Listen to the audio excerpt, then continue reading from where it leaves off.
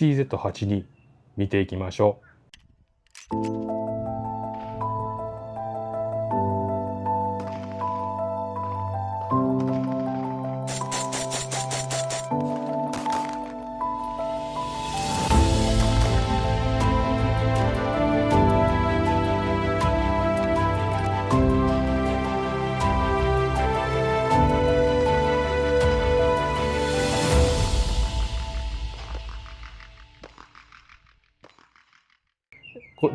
今回こちらの銃、細かく見ていくものと実写の分で2部に分けていきたいと思います。今回は、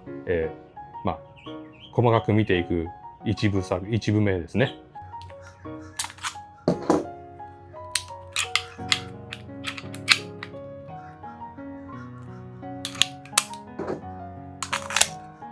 こちら CZ82。こちらはチェコの 8mm マカロフ弾を使う銃ですね。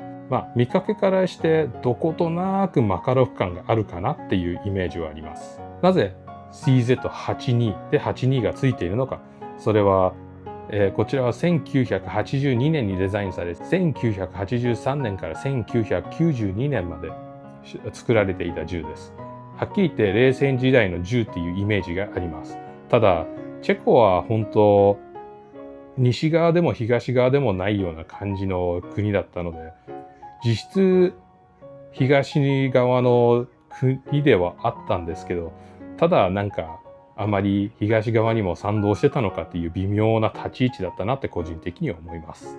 ではなぜこれが作られたのか。実際のところはチェコは CZ52 のように、軍用にトカレフ弾を使用しておりました。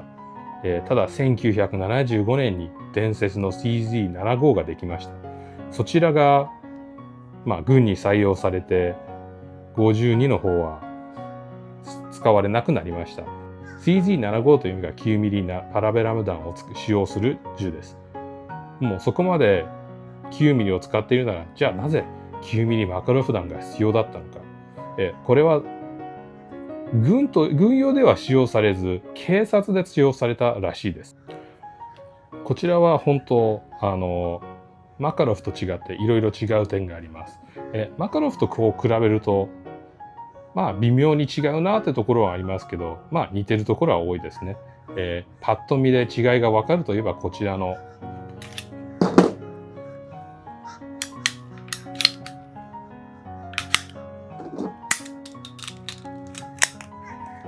マーカルの方は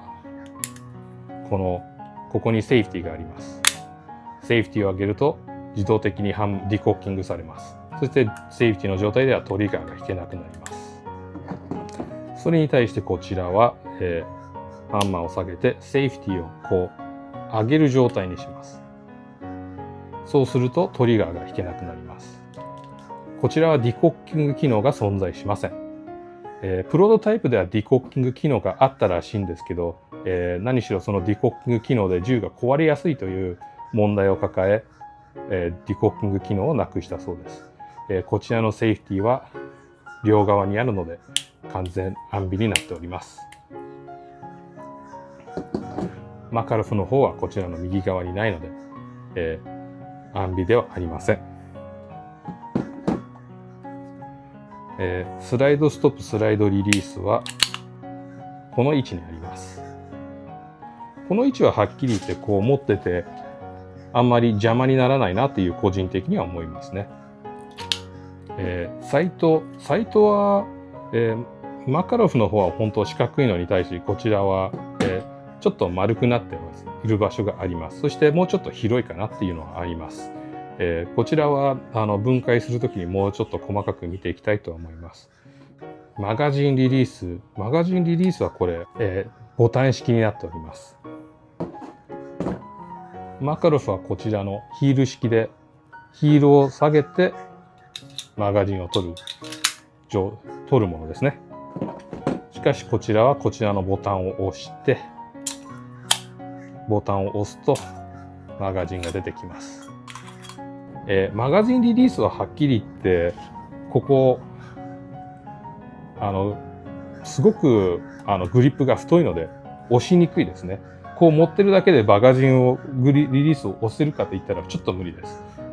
手をこう動かしてやっと押せるか押せないかぐらいの角度になっております。マガジンはマカロフの方は8発マガジン、こちらの CZ82 の方は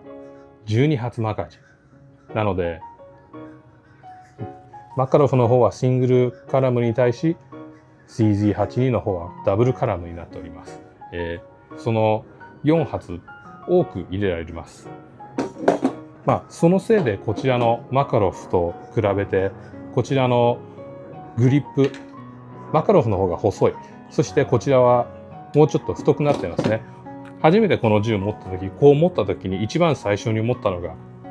思ったより太いっていうイメージがありました。ただその太さは別に太すぎるではなくて、もう本当ちょうどいいぐらいに太いって感じですね。こちらの CZ82 ハンマー式でダブルアクションも可能です。このセーフティー面白いのが、こう上に上げるとき、この後ろの部分が全体的にこう動きます。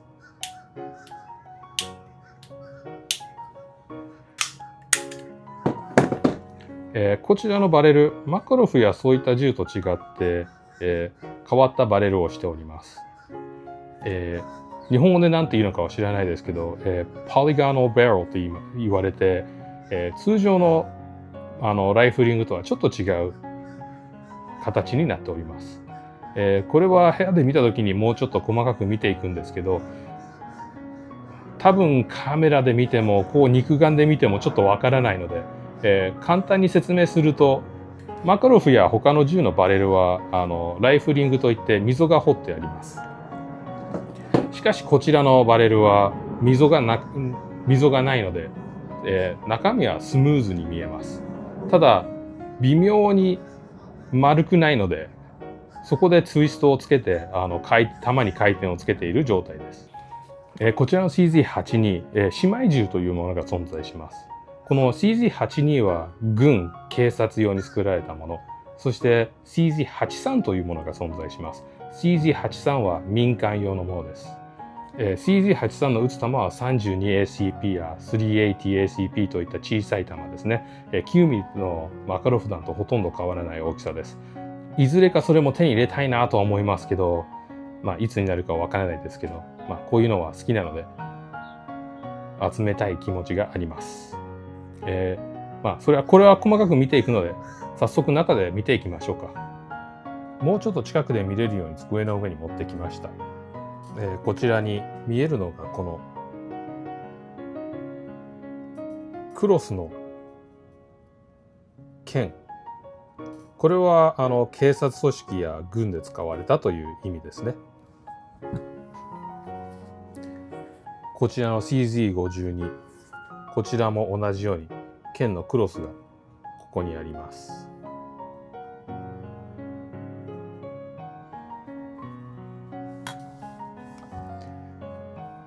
で、こちら両方とも警察軍、実際のところは52の方は52の方は軍で使われて、82の方は警察組織で使われたものですね。この CZ52、CZ82 の個人的に面白いなと思うものが、ロシアはこのトカレフを使い、その後にこのマカロフを使用しております。しかし、チェコの場合はこちらの CZ52 の後に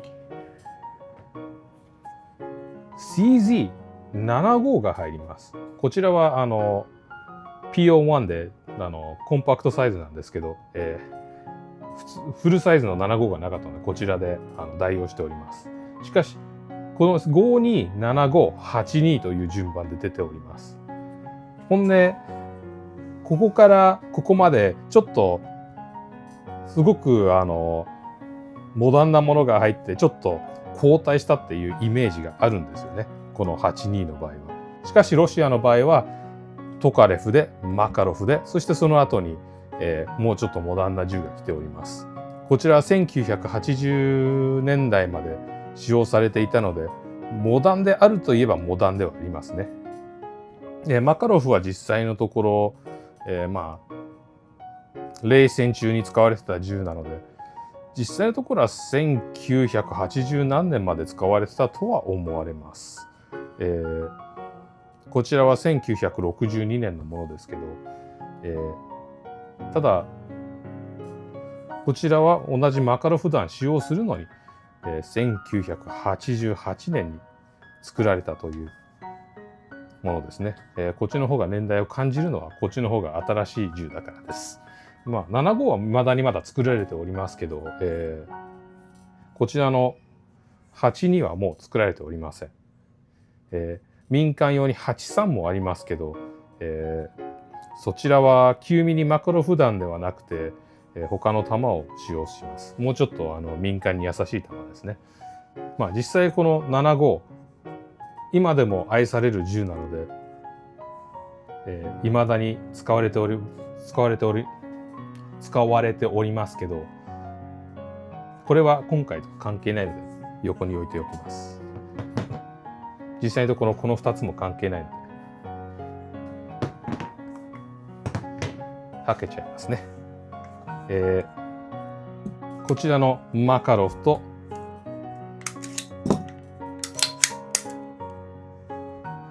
82、こう見るとすごく似てるなっていうイメージはあります。まあ見ての通りこの、グリップ部分、マカロフはもう本当シングルカラムなのでこう小さく見えますけど、こちらの、82の方は分厚く感じますね。もちろんダブルカラムなので分厚いんですけど、こちらのマカロフは本当コンパクトサイズで、はっきり言ってこっちの方が握りやすいです。マカロフはシングルスタックなのでこう持ちやすいことは持ちやすいんですけど、なんか手が余るというか、そういう感じがします。これは警察のものだからとかはわからないですけど、こちらに、ランヤードをつけられるようになっております。それではだいたい外見はそんなもんなので分解していきましょうか。こちらにインポーターのインフォメーション、情報というんですかね、が書いております。これはIO インクパームベイフロリダって場所がインポートしたみたいですね。だいたい外見はそんな感じですかね。ではこちらとこちら両方分解して違いとか見ていきましょう。まずマカロフの分解方法、もちろんマガジンを抜いて安全確認をして、そこからこちらのトリガーガードを引いて、そしてスライドを後ろに下げ、後ろの部分を上に上げれば簡単に分解できます。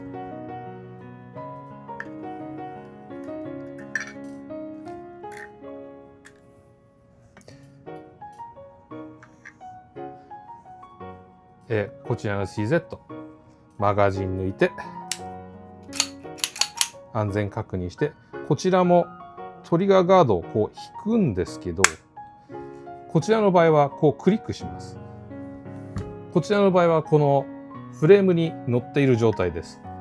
しかしこちらはもう本当完全ロック式なので、こう力入れて外してあげれば、ちょっと硬いですけど、トリガーガードがこうロックします。そしてロックしたらマカロフと同じようにこれを後ろに下げ、そして後ろを上げてあげて前に出してあげるとフレームからスライドが外れます。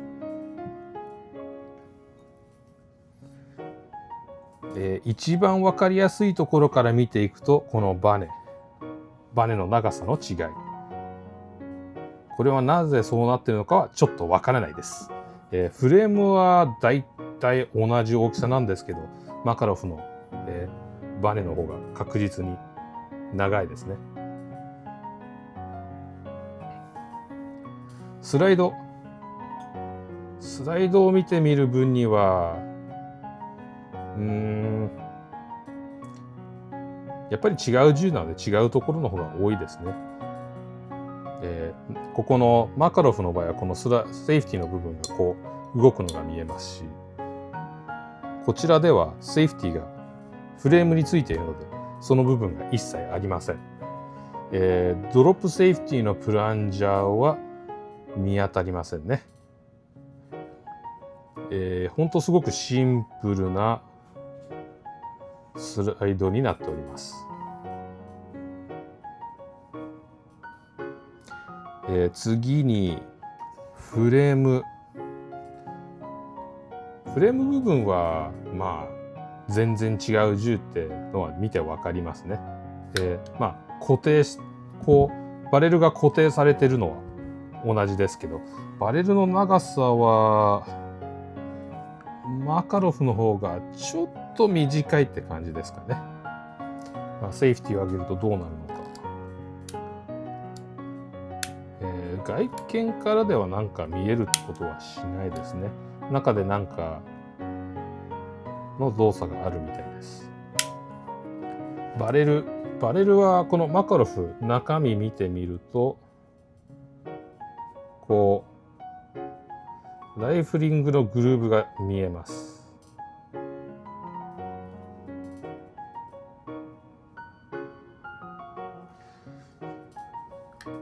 しかしこちらの82の方ではライフリングのグルーブがほとんど見えません。この理由はこちらが実際のところライフリングが別の銃とは違うんですよね。ライフリングというのは銃に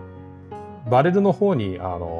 溝を作って弾を回転させるものです。しかしこの CZ82 はライフリングがなくバレルの形が円形じゃないんですよ。すごく小さいので肉眼では見えないとは思いますけど、肉眼ではちょっと見えないですけど丸くはないんです。それで形を丸くしないで、弾を逆にその形にして、そしてそこから回転をつける感じですね。なので CZ82 を使っていた弾はちょっと普通のマカロフ弾と違って特殊なんですよ。ただ調べた結果普通のマカロフ弾撃っても問題ないということで、自分は普通のマカロフ弾を撃っていきたいと思います。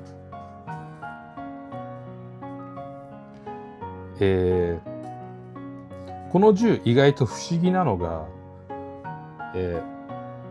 マカロフの場合はここに、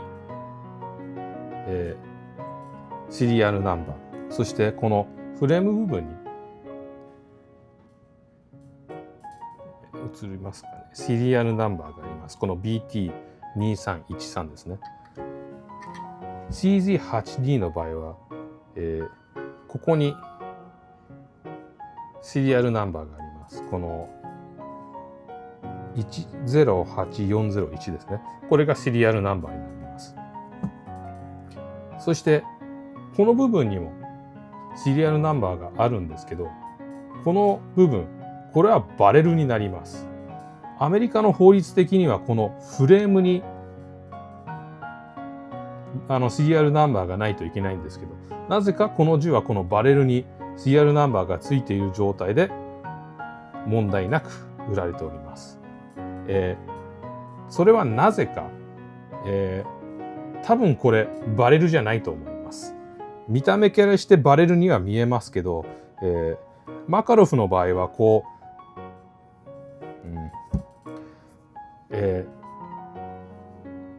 ここを見て見えるかわからないですね。こう見てもらうとこことこの部分に2箇所、バレルが分かれております。そしてこう見るとここが完全に接続されてないのが分かります。なのでこれがバレル、そしてここからインナーバレルになっている状態ですね。こちらがアウターバレルのような感じになります。そしてここ色的にごまかされていますけど、触ってみると一切分かれ目がありません。なので、この銃を戻したときに、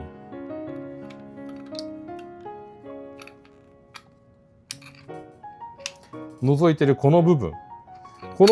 がこうなるわけで、実際のところはこれは銃のフレームになります。ネットで調べたときにこの銃はフレームに CR ナンバーがないとか言ってたんですけど、自分が見る分にはこれはフレーム部分であってバレル部分ではありません。ちなみにこの CZ82 とマカロフ、決定的な違いがあります。それは一旦銃戻すんですけど、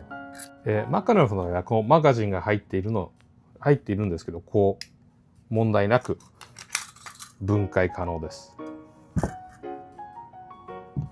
しかし CZ82 の場合はマガジンが入っている状態では分解が不可能です。これをどんなに引いてもこの部分が取れません。それはなぜかというと、この CZ82 の場合は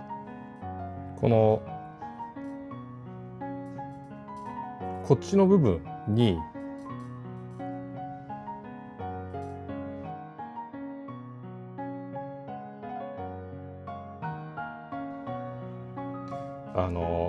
トリガーガードを動かすと出っ張って出てくるところがあります。ちなみに押してみます。はい、今引っ込みましたね。ちょっと分かりづらかったかもしれないので、ライトを持った状態でこれ引くのは不可能なので、一旦ライトを置いて、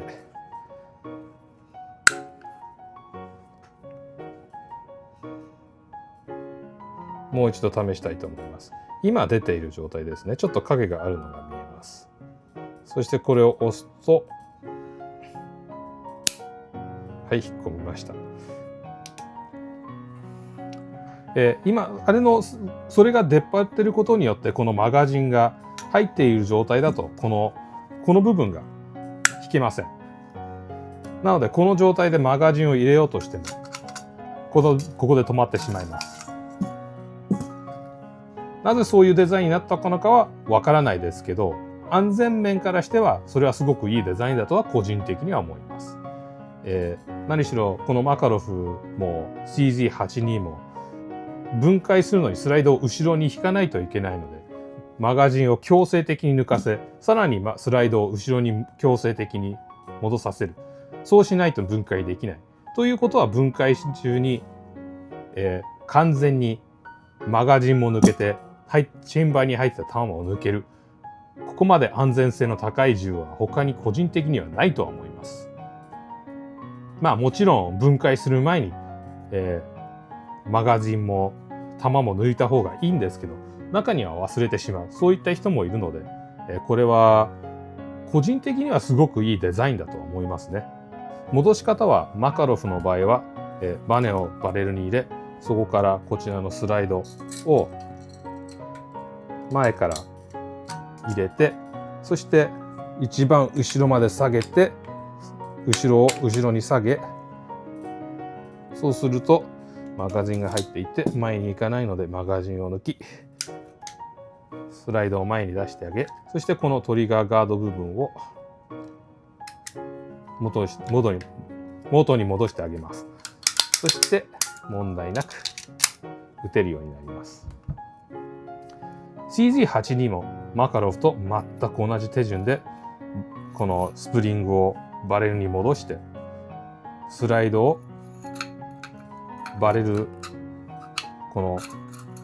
前のこのなんつうんですか、穴にバレルを合わせ、そして後ろに下げて、後ろに下げたらスライドの部分をこの後ろを押してあげて、そしてそこから前に移動させてあげます。そしてトリガーガードを戻してあげれば問題なく